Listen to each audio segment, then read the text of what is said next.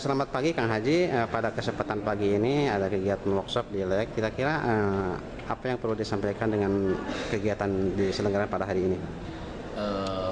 Ini adalah kegiatan yang sifatnya bottom up ya, dari pondok pesantren tersebut. Beberapa pondok pesantren yang terwadahi dalam forum pondok pesantren Kabupaten Garut, bahwa pesantren itu sadar ketika harus bisa duduk sejajar dengan lembaga pendidikan yang lainnya, sehingga ada sebuah keinginan untuk duduk sejajar, untuk duduk sama ya dengan lembaga pendidikan yang lainnya.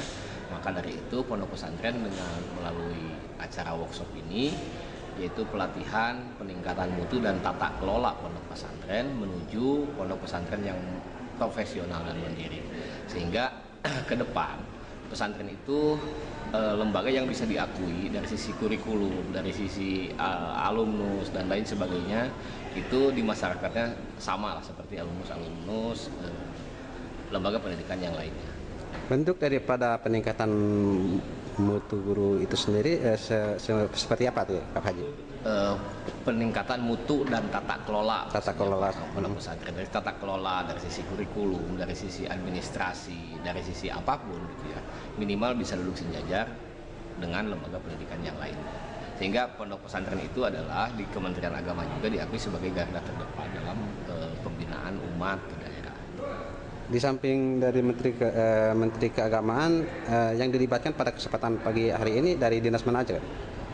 Enggak, karena ini pure binaan Kementerian Agama. Jadi kalau pemateri-pematerinya dan lain sebagainya itu dibuka juga oleh Wakil Bupati Kabupaten Garut, Bapak Haji Agus Hamdani. Pematerinya dari akademis semua, dari Unpad, dari UIN, dari Nusadadiyah, dari Uniga juga ada.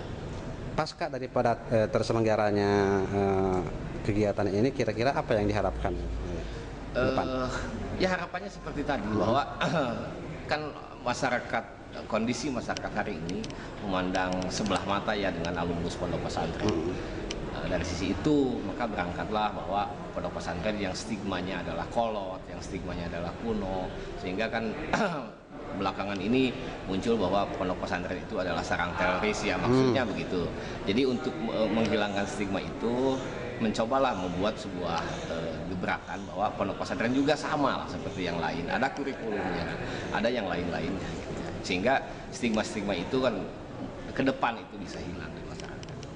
Ini menyangkut masalah tadi ya, ada sedikit yang menarik nih, masalah ada sarang teroris. Kira-kira kejadian yang sekarang ini ada kejadian teroris di sana, tembak-tembak, gimana pandangan Pak Haji itu sendiri ini? Nah, kalau saya gitu ya memandang bahwa pesantren pada intinya gitu ya, itu adalah mengembangkan ajaran Islam. Islam itu adalah rahmatan lil alamin. Saya kira dari beberapa teroris yang dimaksud dengan teroris oleh pemerintah itu, yang ditangkap itu jauh lah dari pondok pesantren. Nah, itu kebanyakan bukan aktivis pondok pesantren. Dan saya juga kadang merasa iri bahwa ketika ada oknum ya 1-2 yang ditangkap sebagai teroris, ya, alumni pondok pesantren 1-2 gitu sebagai oknum itu, kenapa pesantren langsung ditunjuk sebagai sarang teroris?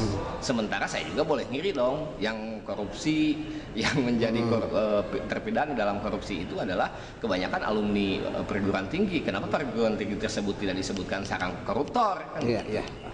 Pada intinya lembaga pendidikan itu adalah independen lah, tidak mendidik sebagai koruptor, tidak mendidik sebagai teroris gitu ya. Pesantren tidak pernah mendidik sebagai teroris, atau kalaupun yang terjadi itu adalah oknumnya yang nyeleweng daripada komunitas tersebut. Oke. Kembali kepada kegiatan yang sekarang lagi dilaksanakan, kira-kira berapa lama yang akan diselenggarakan? Tanggal 16 dan 17 nanti siang jam 2 itu adalah penutupan. Pesertanya berapa ini Pak? Kita yang di forum pondok pesantren ini tergabung 416 pondok pesantren. Kira-kira yang mengikuti kisaran 350-360. Yang jadi peserta dari wilayah Garut dari mana aja yang? Seluruh kecamatan ada. Ini setiap kecamatan ada. Yang jadi prioritas? Tidak ada prioritas. Iya. Tidak ada prioritas. Tidak ada. Semuanya sama ya. Dari Garut Kota sendiri? Dari Garut Kota ada, dari Tarogong banyak, Garut Kota ada pondok pesantren. Soalnya kan yang tergabung di forum pondok pesantren ini adalah dulu itu kan ada program Wajar Dikdas 9 tahun yang diselenggarakan oleh Dinas Pendidikan. Nah, kebetulan dari tahun 2004 kalau saya nggak salah, itu Kementerian Agama bisa menyelenggarakan itu melalui pondok pesantren. Makanya program Wajar Dikdas itu diselenggarakan oleh Dinas Pendidikan, juga diselenggarakan oleh Kementerian Agama melalui pondok pesantren. Yang terakhir, himbauan terhadap pesantren-pesantren yang belum tergabung dalam ini kira apa? Bukan himbauan ya, soalnya kan penyelenggara Wajar Dikdas ini mobil khusus ke penyelenggara Wajar Dikdas. Soalnya kan pesantren di Kabupaten Garut itu kisaran lebih daripada 2.000 pondok pesantren yang sudah mendapatkan izin operasional dari Kementerian Agama. Yang menjadi penyelenggara Wajar Dikdas itu adalah 416. Soalnya keterkaitan kalau di kota itu agaknya sedikit kurang. Soalnya kan banyak sekolah-sekolah juga ya, ada SMP, ada SD, sehingga orang tidak perlu mengikuti paket A atau paket B gitu ya, karena sudah ada sekolah-sekolah.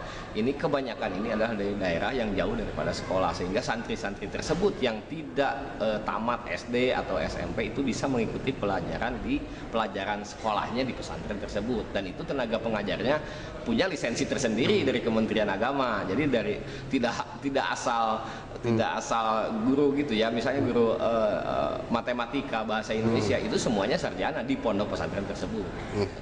Ini saya kan sering ke lapangan, banyak pondok pesantren yang belum punya izin operasional. Ajakan apa kepada pesantren yang belum punya izin operasional itu? Kepada pondok pesantren, sebetulnya kalau izin pondok pesantren itu duluan pondok pesantren kan mengajukan. Duluan pondok pesantren ketimbang Republik ini kan. Republik ini ada karena pondok pesantren tersebut. Jadi nggak, sebetulnya pada dasarnya operasional di lapangan itu tidak perlu menggunakan sebetulnya gitu ya. Tapi karena ini adalah hukum negara Republik Indonesia, harus ada tata kelola pondok pesantren, tertib administrasi dan lain sebagainya. Yang kedua kan program pemerintah itu kepada pesantren itu harus ada izin operasional yang minimal lah diketahui kegiatan tersebut oleh Kementerian Agama. Maka dari itu sekarang kemarin juga Pak kasih PD Pontren ke Kabupaten Garut, nanti ke depan insya Allah lah bulan depan atau 2 bulan lagi akan mengadakan halakoh alim ulama pondok pesantren, sehingga dengan Bapak Wakil Bupati nanti programnya sudah dibuatkan, insya Allah 2 bulan yang akan datang itu sertifikasi atau izin operasional langsung akan diberikan tanpa diminta. Kalau dulu itu pesantren harus mengajukan sendiri. Insya Allah ke depan itu tidak. Jadi setiap pesantren, setiap madrasah diniyah yang ada di lingkungan Kementerian Agama itu otomatis akan mendapatkan izin operasional tersebut. Oke Pak, terima kasih atas wawancaranya. Mudah-mudahan acara ini terselenggara dengan lancar Pak.